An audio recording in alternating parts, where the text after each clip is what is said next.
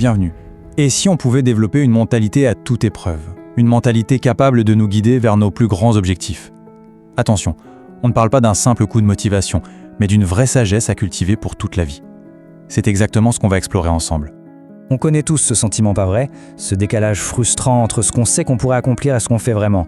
On sent qu'on a le potentiel, mais c'est comme si une force invisible nous retenait. Alors, d'où vient ce blocage au juste? La réponse pourrait bien vous surprendre. Et l'idée qui est assez fascinante, c'est que notre réalité fonctionnerait selon des règles cachées, un peu comme un code invisible qui détermine le succès. La plupart des gens ignorent complètement ce code et en subissent les conséquences, se demandant pourquoi leur but leur file toujours entre les doigts. Comprendre ce code, c'est un peu comme obtenir une vision à rayons X. Tout à coup, les mécanismes invisibles du succès et de l'échec deviennent limpides. On arrête de subir les événements et on commence enfin à comprendre les règles du jeu. Alors comment on fait pour déchiffrer cette fameuse matrice? Eh bien la clé se trouverait dans ce que le guide appelle les 7 lois universelles. Ce sont des principes fondamentaux aussi constants et inévitables que la loi de la gravité. Ils agissent en permanence, qu'on en ait conscience ou non. Et attention, ce ne sont pas juste des concepts un peu abstraits, loin de là. Ces lois influencent chaque aspect de notre vie. Le fait de les ignorer ne nous protège pas de leurs effets, bien au contraire. La vraie clé, c'est de les comprendre pour, enfin, les faire jouer en notre faveur. Alors les voici, ces 7 lois. Chacune est un levier hyper puissant, mais pour aller à l'essentiel, on va se concentrer sur 2 d'entre elles, qui sont sans doute les plus fondamentales pour commencer à libérer son potentiel. La loi de la vibration et la loi de cause à effet.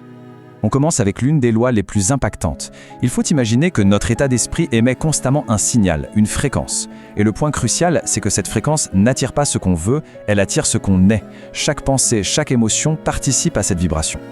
Le principe est d'une simplicité redoutable. D'un côté, il y a la haute fréquence, celle qui est nourrie par la concentration, les objectifs, les émotions positives, et qui attire les opportunités. De l'autre, la basse fréquence, alimentée par la distraction, les disputes, la négativité, et qui attire les problèmes. C'est aussi simple que ça. L'énergie suit l'attention. La deuxième loi est tout aussi simple et, disons-le, implacable que cette équation. 2 plus 2 égale 4. Ça veut dire que chaque effet dans notre vie a une cause bien précise. Rien n'arrive par hasard. Le succès n'est pas un accident, c'est un résultat. Ici, le 4, c'est l'effet, la conséquence. Et c'est là que tout se joue. Si le résultat 4 ne nous plaît pas, se plaindre du 4 ne changera absolument rien. Pour obtenir 10, il faut agir sur les causes. Il faut transformer les 2 en 5. Autrement dit, pour changer sa vie, il faut se concentrer sur ses actions et non sur les résultats actuels. Bon, la théorie, c'est bien beau, mais concrètement, on fait comment? Eh bien, tout commence à l'intérieur, par la maîtrise de ses propres pensées, la gestion de sa propre fréquence. Regardez bien ce chiffre. 80 000. C'est un nombre énorme, non? Mais qu'est-ce que ça peut bien représenter dans notre quotidien? Eh bien, c'est le nombre moyen de pensées qui nous traverse l'esprit. Chaque jour, c'est un véritable torrent, un flot incessant.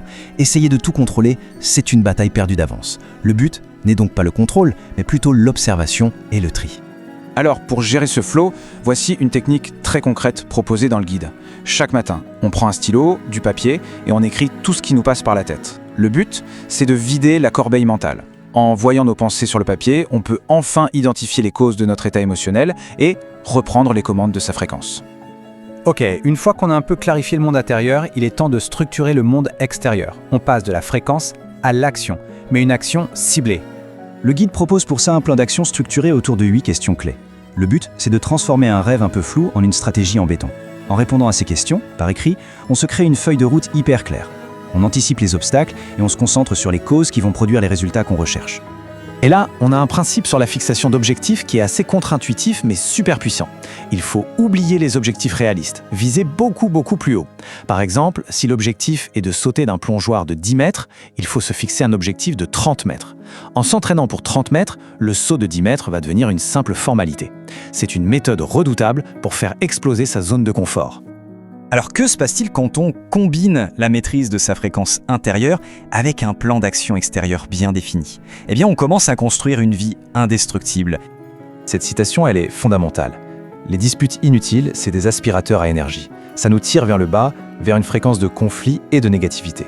Protéger sa fréquence, c'est un acte délibéré. C'est choisir ses batailles et refuser de gaspiller son énergie dans des conflits qui n'en valent tout simplement pas la peine. Donc, si on devait résumer, le point absolument central, c'est cette synthèse. Il ne s'agit pas de choisir entre le travail sur soi et l'action. C'est l'alignement parfait des deux, une fréquence interne élevée et un plan d'action discipliné qui crée une dynamique de succès inarrêtable. C'est là qu'on cesse de subir les événements pour devenir la cause des effets qu'on désire dans sa vie. Au final, tout se résume à un choix conscient. Chaque jour, chaque heure, à travers nos pensées et nos actions, on choisit la fréquence sur laquelle on veut émettre.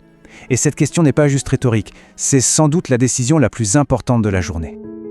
Si ce contenu t'a plu, n'oublie pas que cette chaîne est dédiée à une seule chose, apprendre, évoluer et faire grandir les esprits. Une nouvelle vidéo est postée chaque jour pour t'aider à avancer un peu plus tous les jours.